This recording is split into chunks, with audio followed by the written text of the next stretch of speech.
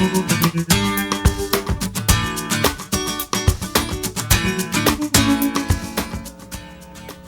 morning, everybody. I'm Stephen Gaines, and you're watching The Morning Show here on Plum TV. Today is a very rainy, dreary Sunday, August 15th, halfway through the dog days. We are dry inside today, as you can tell. We have a very, very big show set up for you today.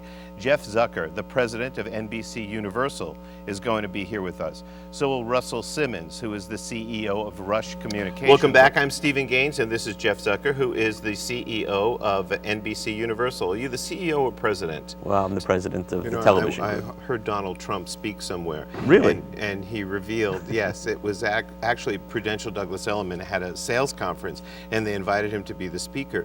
And during his speech, he kind of revealed his negotiations with you over his salary. And he said that he added up the salary of all the actors on Friends and decided that he was worth as much. Is that really what happened? Is that how Donald Trump wound up with $20 million an episode? Well, you know, we don't really like to talk too much about what... you might not like to, but he likes to talk about it, yes. Well, it is true that is the technique and tactic Donald used. It is not necessarily true that he was successful. You really thrive on pressure and challenge. One thing that I remember is when you were much younger, you had 2 serious bouts with colon cancer. And throughout that entire time, you scheduled your chemotherapy appointments on a Friday so you could be back to work on a Monday. See, your research is good. See. Thank you. We're back with, I was going to say Rudolph and Judith Giuliani. Right. Really, I rehearsed so many times not to call you Judy. You know, we're back with Rudy Giuliani and Judith Giuliani. And, you know, I just want to say that because we had dinner about 6 months ago, and you said the people that really know you don't call you Judy, they call you Judith. That's right. So I'm going to try to remember that. But I'm going to wind up calling your husband, you know, Judith. You know, how are you guys? We're fine. We're terrific. It's good to see you out here. Now, you know, former U.S. attorney, a former mayor of New York City, a national hero. The question on everyone's lips is, are you going to buy a house in the Hamptons? Seriously. In South Africa, a woman claims that she's plagued by a hail of stones. It seems that a Zimbabwean trader cast an evil spell on her because she failed to pay for the clothing she bought on credit. So now wherever she goes, she's pelted with stones which have torn the clothing. So she's well dressed but has a lot of holes in the stolen clothing. China is going to hold a plastic surgery pageant. This is remarkable. They're going to name someone Miss Plastic Surgery, and the only requirement to enter the pageant is that you bring with you a certificate of inauthenticity, which means that you have to show that somehow you've been surgically changed in order to win the contest.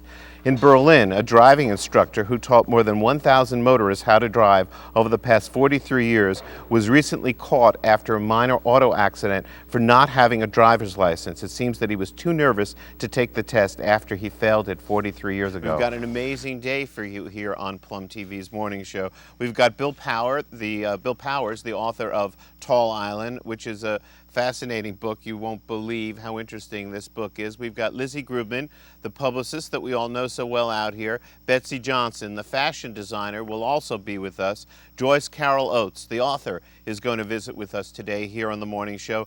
And Max Brooks, a former Saturday Night Live writer and the creator of the Zombie Survival Guide. It's a real guide for surviving zombies. Max Brooks also happens to be the son of a guy named Mel Brooks. So we've got a great show for you today. Don't go away. We'll be right back. Why don't you do the top 10 lessons for surviving a zombie attack?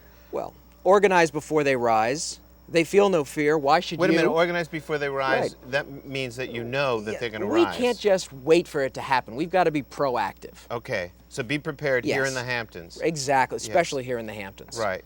Yes. They feel no fear. Why should you? Okay, that makes sense. Well, that makes sense. I mean, you know, that's common. Use your head and cut off theirs. Use your head and cut off theirs. Cut off theirs. The surest way to kill a zombie just is to cut off his decapitate head. them. Yes. Blades don't need reloading. Well, and the zombie may be gone, but the threat lives on. That's. What does that mean? The zombie may be gone, but the threat lives on. Well, there's always the risk of the coming back. This can happen again. This can happen again and again and again. And again and again and again. We can never really relax. Matt, I can tell you this, Max. Can I have your book back? You can, yes, it's I want to yours. hold it up to the camera. The Zombie Survival Guide, Max Brooks. Thank you very much for coming. Well, thank you. Very entertaining. Don't get up. because there are zombies around. No, actually, you're mic'd and you'll strangle yourself if you try to get up. You're right. We're going to be right back. The Zombie Survival Guide is very funny. You've written so many different kinds of subjects. For instance, the book about the serial killer, getting inside the mind of a serial killer. It's quite remarkable how you're able to do that switch. As an author, the things I've written about have kind of been very narrow. I've either done biographies or I've written about the Hamptons, which is my field of expertise. And you seem to be able to encompass so many different kinds of subjects. Is that a question? Yeah, how do you get in the mind of we have different personalities. of a serial killer? Well, you know, and then you also just be able to sit right down and write it. How many books have you written now? You're flooding me with questions. I know the second part of my flood of questions was how many books have you written now? Well, I don't think in quantity. You don't? No. It's like saying, how many meals have you eaten? Quick. How many meals have you eaten? I mean, you can't answer Well, I've that. written 12 books. I know exactly how many books I've written. Well, I've written more than 12 And books. I know my publishers, and I know where my last royalty check was too. But so I mean, I don't have obviously, that kind of see, we've approached. You know, you approach your craft and your art in a very different way. And if they are wrong about history, the costs are going to be incalculable, and history will never forgive them. So for me, it's about I can this understand issue. you being having tremendous conviction about the issues, but I can understand your personal boosterism of Bush. In other words, you seem to be very, very enamored of him, and you say he's not arrogant. I'm enamored of his policies and his sense of leadership.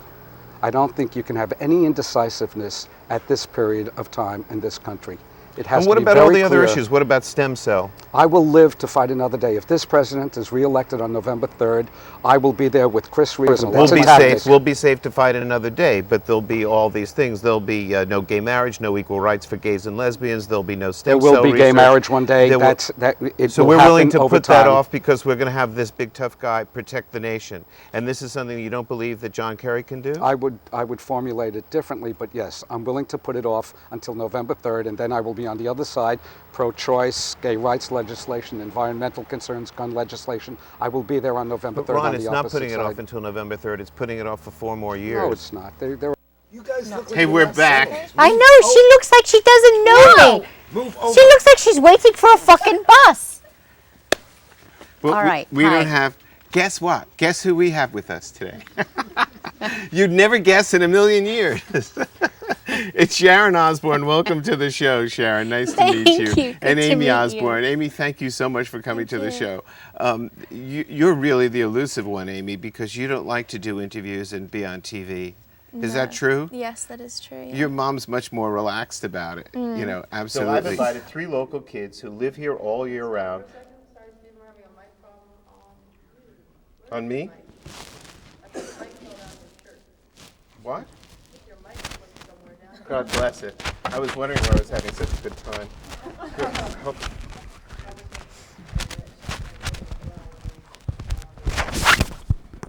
Oh, I know what happened. It's on a short leash. Whatever. No, this is no joke. I have to. It's, Uncle Steve's got it. Steve has a private problem he has to take care of. jeez, can't believe that. TV's hard work.